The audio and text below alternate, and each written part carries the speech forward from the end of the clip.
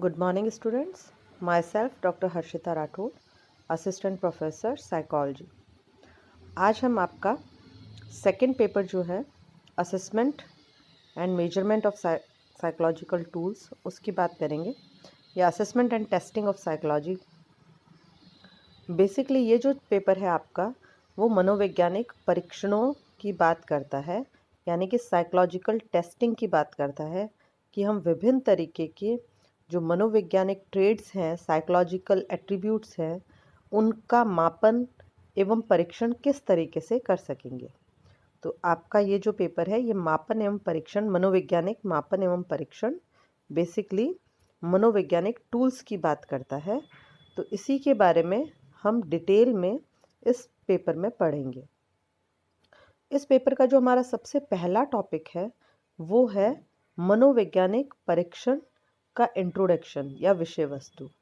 तो एक तरीके से साइकोलॉजिकल टेस्टिंग जो है उसके बारे में हम यहाँ बात करेंगे कि साइकोलॉजिकल टेस्टिंग क्या होती है, साइकोलॉजिकल टेस्टिंग की ज़रूरत क्यों पड़ी, साइकोलॉजिकल टेस्टिंग का मतलब क्या है, उसका नेचर क्या है, साइकोलॉजिकल टेस्टिंग के क्या बेनिफिट्स हैं, साइकोलॉजिकल टेस्टिंग के क्या एम्स हैं, उद्देश्य हैं। ये सारी चीज़ों के बारे में हम इस चैप्टर में पढ़ेंगे। सबसे पहले हम बात करेंगे नीड ऑफ साइकोलॉजिकल टेस्ट, यानी अगर आप देखें तो आप पूछेंगे कि साइकोलॉजिकल टेस्ट की ज़रूरत ही क्या पड़ी, किसी भी चीज़ की आवश्यकता क्यों हुई, ये जानना बहुत आवश्यक है उसके आगे के नेचर के बारे में समझने के लिए। तो जैसा कि हम जानते हैं ह्यूमन जो है या मानव जो है वो एक दूसरे से सभी विभिन्न जो उनके गुण हैं, एट्रीब्यूट्स हैं, उनमें भिन्नता पाई जाती है। अर्थात यदि आप बुद्धि लें तो सभी व्यक्तियों में अलग अलग लेवल की, अलग अलग स्तर की बुद्धि होगी। उनके व्यक्तित्व की बात करें तो सभी व्यक्तियों का व्यक्तित्व अलग अलग होगा। Personality is unique trade. Unique का मतलब है हर व्यक्ति का एक अलग पर्सनैलिटी है।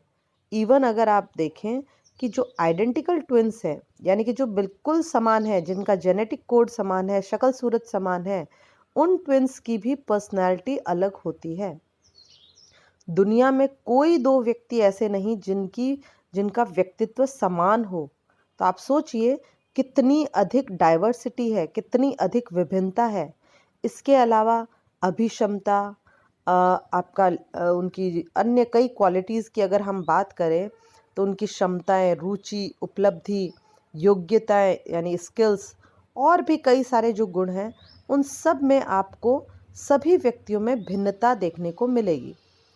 अब जब हम भिन्नता की बात करते हैं तो नेचुरल है कि हर व्यक्ति का अपनी इन भिन्नताओं के साथ वातावरण से जो एडजस्टमेंट करने का तरीका है वो भी अलग अलग होगा।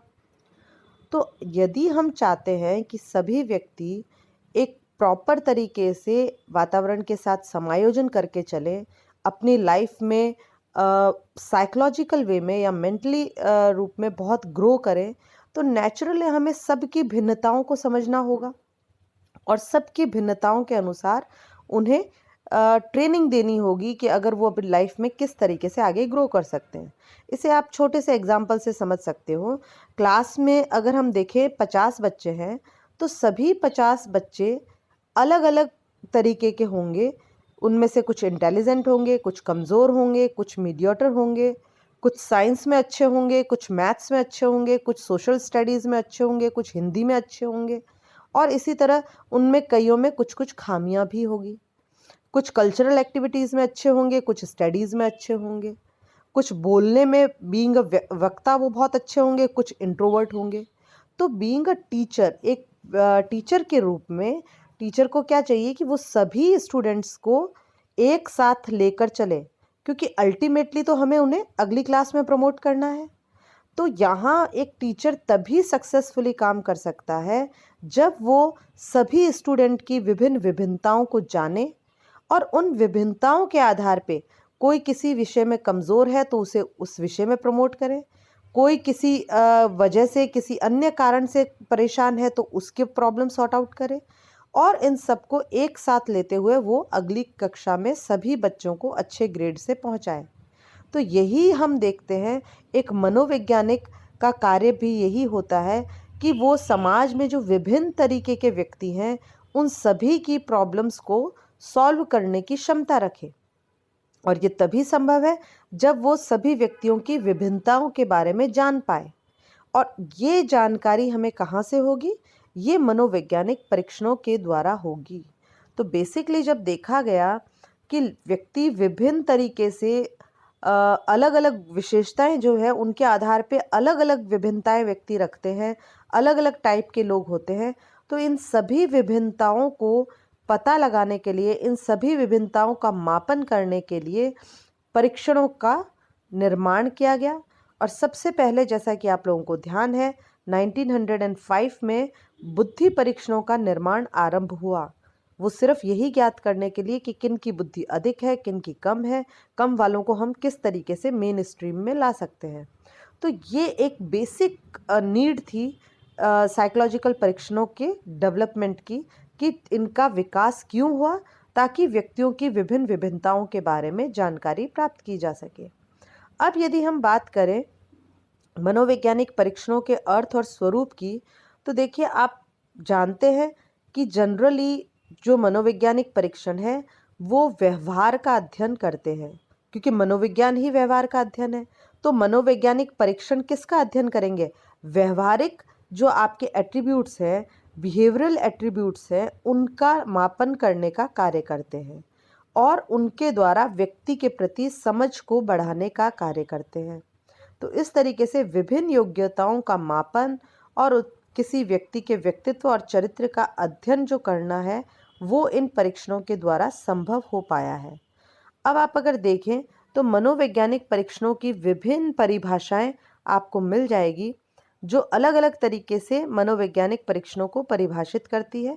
जैसे क्रॉनबेक ने कहा, 2 या अधिक व्यक्तियों के व्यवहार का तुलनात्मक अध्ययन करने के लिए व्यवस्थित प्रक्रिया को हम परीक्षण कहेंगे। फ्रीमैन ने कहा, मनोवैज्ञानिक परीक्षण वह मानकीकृत यंत्र है जो समस्त व्यक्तित्व के एक या अधिक पक्ष या पहलुओं का मापन शाब्दिक या अशाब्दिक अनुक्रियाओं या अन्य किसी प्रकार के व्यवहार के माध्यम से करता है। बेसिकली देखा जाए तो मानकीकृत यंत्र जो इन्होंने कहा, ये बहुत इम्पॉर्टेंट है। परीक्षण ऐसे ही नहीं बन जाते कि किसी ने कोई 10 क्वेश्चन लिख दिए बुद्धि से संबंधित और वो परीक्षण बन जाएगा। उनको स्टैंडर्डाइज्ड करना पड़ता है। आगे के चैप्टर्स में हम पढ़ेंगे कि परीक्षण निर्माण के बाद उन्हें मानकीकृत कैसे किया जाता है।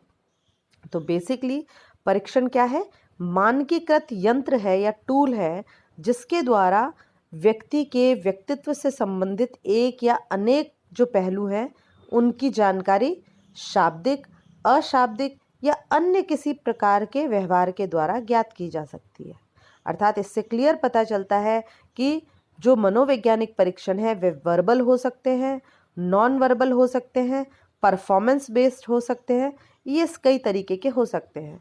और आप जनरली फर्स्ट ईयर में अगर आपने इंटेलिजेंस टेस्ट और पर्सनालिटी टेस्ट पढ़े हैं तो इन सब का आपको थोड़ा बहुत आइडिया होगा कि वर्बल टेस्ट क्या होते हैं, नॉन वर्बल क्या होते हैं, और आगे हम इनकी और डिटेल में बात करेंगे। तो इस तरीके से और भी कई परिभाषाएं हैं। आप इन परिभाषाओं को जो यहाँ दे रखी है पढ़ सकते हैं और समझ सकते हैं।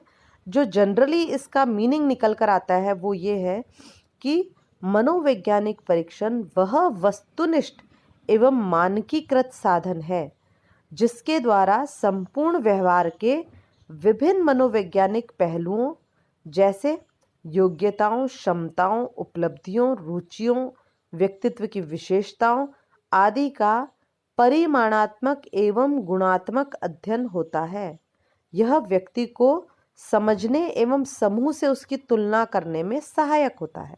अब देखिए, ये एक कंप्लीट डेफिनेशन है, सारी परिभाषाओं का सार है जो बताता है कि पहली चीज़ तो साइकोलॉजिकल टेस्ट ऑब्जेक्टिव और स्टैंडर्डाइज्ड होते हैं। दूसरा है कि ये व्यवहार की विभिन्न चीज़ें, विभिन्न योग्यताएं, विभिन्न क्षमताएं, उपलब्धियां, रुचि, व्यक्तित्व विशेषताएं आदि का मापन करते हैं। और मापन भी किस तरीके से? 2 तरीके से, या तो परिमाणात्मक और एवं गुणात्मक, यानी कि या तो वो क्वांटिटेटिव या क्वालिटेटिव अध्ययन करते हैं। और इसके द्वारा होता क्या है कि इसके द्वारा व्यक्ति का व्यक्ति से कंपैरिजन या व्यक्ति का समूह से कंपैरिजन करने में हमें सहायता मिलती है। Comparison is must. बिना कंपैरिजन के आप कभी भी नहीं बता पाएंगे किसी चीज़ का अर्थ क्या है। आप किसी चीज़ को नंबर में ले सकते हैं। आपने कहा कक्षा में मनोविज्ञान में जो 10 नंबर का एक टेस्ट हुआ, उसमें किसी बच्चे ने 8 नंबर प्राप्त किए। अब ये 8 नंबर का अपने आप में कोई अर्थ नहीं है। यदि आप लोग देखें, आप में से कई कहेंगे 8 नंबर तो बहुत बढ़िया है, लेकिन अगर मैं इसके पीछे एक लाइन जोड़ दूं कि 8 नंबर उस बच्चे ने प्राप्त किए, लेकिन बाकी पूरी कक्षा ने 9 और 10 अंक प्राप्त किए, तो आपको लगेगा कि 8 नंबर तो सबसे वर्स्ट उसका परफॉर्मेंस रहा, सबसे बेकार नंबर रहे। और यही अगर मैं आगे लाइन जोड़ दूं कि बाकी पूरी कक्षा के बच्चे 6-7 नंबर तक ही रहे, 8 नंबर कक्षा में हाईएस्ट रहा, तो अब आपको पता चलेगा कि 8 नंबर बहुत ही बढ़िया और फर्स्ट क्लास नंबर रहे। तो अर्थात आप समझ सकते हैं, बिना कंपैरिजन के यदि आप तुलना नहीं करेंगे तो 8 नंबर का अपने आप में कोई अर्थ नहीं रहता। 10 में से 8 नंबर का कोई अर्थ नहीं है, जब तक कि मैं ये ना बताऊं कि बाकी लोगों ने क्या अंक प्राप्त किए। तो इस तरीके से हम देखें तो मनोवैज्ञानिक परीक्षण ही वे साधन हैं जो एक व्यक्ति की तुलना दूसरे व्यक्ति से करने में लाभकारी या करने में सहायक होते हैं। तो इस तरीके से हम मनोवैज्ञानिक परीक्षणों की परिभाषा के बारे में जान सकते हैं। अब हम बात करेंगे मनोवैज्ञानिकों के उद्देश्य के बारे में। तो इसके जो उद्देश्य हैं वो कई तरह के हैं। सबसे पहला है वर्गीकरण का चयन या वर्गीकरण और चयन, बेसिकली क्लासिफिकेशन एंड सिलेक्शन। जब हम कहते हैं कि हर व्यक्ति अपने आप में यूनिक है, हर व्यक्ति के अंदर जो गुण है वो अलग अलग होते हैं, तो नेचुरल है कि हर व्यक्ति के पास अलग अलग क्षमताएं हैं, एबिलिटीज़ हैं, स्किल है। तो उनके आधार पे व्यक्तियों को वर्गीकृत किया जा सकता है यदि हमें उनकी योग्यताओं की या क्षमताओं का ज्ञान हो जाए, उनका हम एक मापन कर लें, उनका परीक्षण कर लें, उनको हम एक मात्रात्मक रूप दे दें, और उसके द्वारा आप आगे कई कार्य कर सकते हैं। फॉर एग्जाम्पल, कोई फैक्ट्री है और उस फैक्ट्री में 200 लोगों की ज़रूरत है, तो एक बार का स्क्रीनिंग टेस्ट करके हम 200 लोगों को ले लिया जाता है फैक्ट्री में। लेकिन क्योंकि फैक्ट्री है और उसमें अलग अलग भिन्न भिन्न तरीके के काम हैं, अकाउंटेंसी का काम है, बड़ी बड़ी मशीनों पे काम करने का काम है, चीज़ों को असेंबल करने का काम है, और भी कई तरीके के हैं। तो वहाँ देखा जाता है कि व्यक्ति जिनको 200 लोगों को सेलेक्ट किया है, उनकी विभिन्न क्षमताओं का साइकोलॉजिकल टेस्ट के द्वारा पता लगाया जाता है, और फिर उन्हें अलग अलग डिपार्टमेंट दिया जाता है कि ये अकाउंटेंसी में भाई इसकी मैथमेटिक्स अच्छी है, ये अकाउंटेंसी का काम कर सकता है, इसका आई हैंड मूवमेंट अच्छा है तो ये मशीनों पे काम कर सकता है, किसी व्यक्ति में इमोशंस या लीडरशिप की क्वालिटी है तो वो एक साथ लोगों को टीम लीडर बनाया जा सकता है उसे। तो इस तरीके से आप देखें तो विभिन्न साइकोलॉजिकल परीक्षणों द्वारा व्यक्तियों की विभिन्न क्षमताओं का पता लगाकर उन्हें वर्गीकृत किया जा सकता है, और इसी तरीके से उनका सिलेक्शन करने में भी ये साइकोलॉजिकल परीक्षण बहुत हेल्पफुल होते हैं।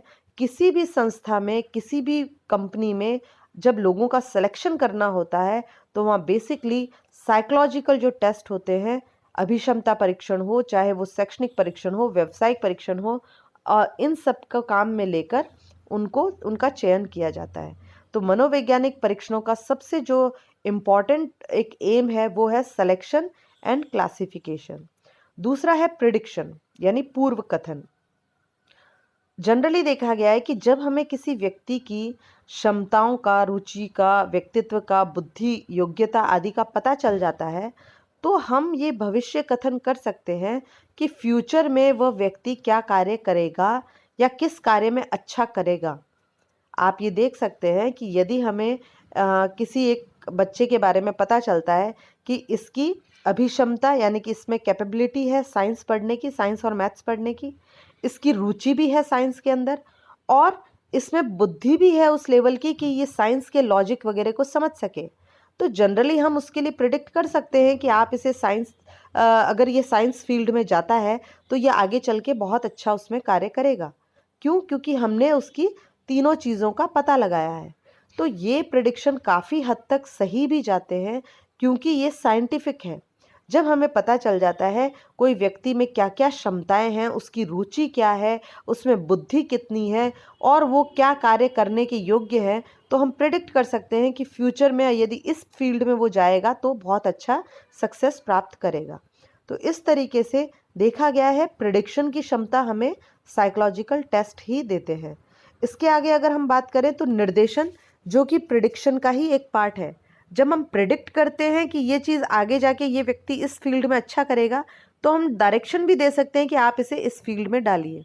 आजकल आपने देखा होगा बड़ी-बड़ी जो स्कूल्स हैं वहाँ काउंसलर्स होते हैं, करियर काउंसलर्स होते हैं, जो 8th के बाद 9th या 10th में ही बच्चों की करियर काउंसलिंग की जाती है। यानी वहाँ उनकी बुद्धि, अभिक्षमता, रुचि इत्यादि का पता लगाया जाता है साइकोलॉजिकल टेस्ट से, और फिर वो उनको गाइड करते हैं कि आपके बच्चे की क्षमता इसमें है, आप इस फील्ड में डालिए, ये क्रिएटिव फील्ड में जाएगा, ये साइंस फील्ड में जाएगा तो अच्छा करेगा। तो इस तरीके से जब आप प्रेडिक्ट कर पाते हो, तो प्रेडिक्शन के साथ आप निर्देशन भी दे सकते हो, गाइडेंस भी दे सकते हो किसी को कि आपको ये कार्य करना चाहिए, इसमें आप अधिक अपनी क्षमताओं का यूज़ कर पाएंगे और सफल हो पाएंगे। चौथा जो पॉइंट है वो है कंपैरिजन, तुलना करना। जैसा कि मैंने आपको बताया कि जब व्यक्ति शारीरिक, मानसिक, मनोवैज्ञानिक रूप से एक दूसरे से भिन्न-भिन्न होते हैं, तो हमें उनकी तुलना के द्वारा हम पता लगा सकते हैं कि कौन-सा व्यक्ति अधिक बुद्धिमान है, कौन कम बुद्धिमान है, कौन बहुत कम बुद्धिमान है। कौन व्यक्ति की क्षमता किसी फील्ड में, क्लरिकल फील्ड में या मैथमेटिकल में अधिक है, कम है या मॉडरेट है। तो इस तरीके से व्यक्तियों की आपस में तुलना करके हम बेस्ट जो है हमारे कार्य के अनुसार हम उसे सेलेक्ट कर सकते हैं। ये भी एक बहुत इम्पॉर्टेंट साइकोलॉजिकल टेस्टिंग का फ़ायदा है। पांचवी जो चीज़ है दैट इज़ डायग्नोसिस या निदान। निदान का मतलब है पता लगाना। आपने देखा होगा जैसे मेडिकल फील्ड में एक्स-रे, सीटी स्कैन, एमआरआई वगैरह कई तरीके के टेस्ट होते हैं, ब्लड टेस्ट, उनके द्वारा आपकी बीमारी का निदान किया जाता है। पता लगाया जाता है कि इस व्यक्ति को क्या पर्टिकुलर दिक्कत है। तो वैसे ही हम क्लिनिकल फील्ड में निदान का बहुत अधिक उपयोग है। ये साइकोलॉजिकल जो टेस्ट हैं उनके द्वारा हम पता लगा सकते हैं कि किसी व्यक्ति को यदि वो कोई असामान्य व्यवहार कर रहा है तो उसके पीछे कारण क्या है? क्या उसकी समस्या है? किसी को इमोशनल प्रॉब्लम्स है, किसी को एंजाइटी की प्रॉब्लम है, किसी को डिप्रेशन की प्रॉब्लम है, फ्रस्ट्रेशन है। कई तरीके की जो प्रॉब्लम्स हैं उससे संबंधित टेस्ट बने हुए हैं और उनके आधार पे हम पता लगा सकते हैं कि व्यक्ति का जो व्यवहार अजीब सा है वो किस कारण से है। तो इस तरीके से निदान में बेसिकली जो क्लिनिकल डायग्नोसिस है उसमें साइकोलॉजिकल टूल्स का बहुत अधिक उपयोग रहता है, साइकोलॉजिकल परीक्षण का बहुत अधिक मदद रहती है। और इसके अलावा जो लास्ट है दैट इज़ रिसर्च। जब भी हम किसी विषय को आगे बढ़ाना चाहते हैं, उस विषय में कुछ नया करना चाहते हैं, तो रिसर्च ही एकमात्र साधन होता है। किसी भी विषय में आगे बढ़ने के लिए या किसी भी विषय को और विस्तृत करने के लिए अलग अलग तरह की रिसर्च की जाती है। और रिसर्च साइकोलॉजी में जब हम बात करते हैं तो साइकोलॉजी में रिसर्च साइकोलॉजिकल टूल्स, साइकोलॉजिकल परीक्षण, साइकोलॉजिकल असेसमेंट यानी मापन के द्वारा ही की जा सकती है। हम विभिन्न तरीकों से डेटा कलेक्शन करते हैं और उसके आधार पे कोई सिद्धांत, कोई नियम, कोई तरीके के साइकोलॉजिकल जो आपके सिद्धांतों हैं उनका निर्माण कर पाते हैं और इस तरीके से विषय को आगे बढ़ा पाते हैं। तो हम देख सकते हैं कि साइकोलॉजिकल टेस्टिंग या साइकोलॉजिकल परीक्षणों का बहुत अधिक उपयोग है, न केवल विषय को आगे बढ़ाने के लिए बल्कि इस विषय के प्रैक्टिकल यानी अप्लाइड यूज़ के लिए भी। बिना साइकोलॉजिकल टेस्टिंग के साइकोलॉजी सिर्फ एक थ्योरी बनकर रह सकती है, उसमें कोई भी एप्लीकेशन या कोई भी हम व्यवहारिक रूप में उसका उपयोग नहीं कर सकते। तो साइकोलॉजिकल जो टूल्स हैं या साइकोलॉजिकल जो परीक्षण है उन्हीं के द्वारा हम साइकोलॉजी या मनोविज्ञान के सिद्धांतों, नियमों को प्रैक्टिकली यूज़ में ला सकते हैं। तो इस तरीके से ये परीक्षणों का मुख्य उद्देश्य है।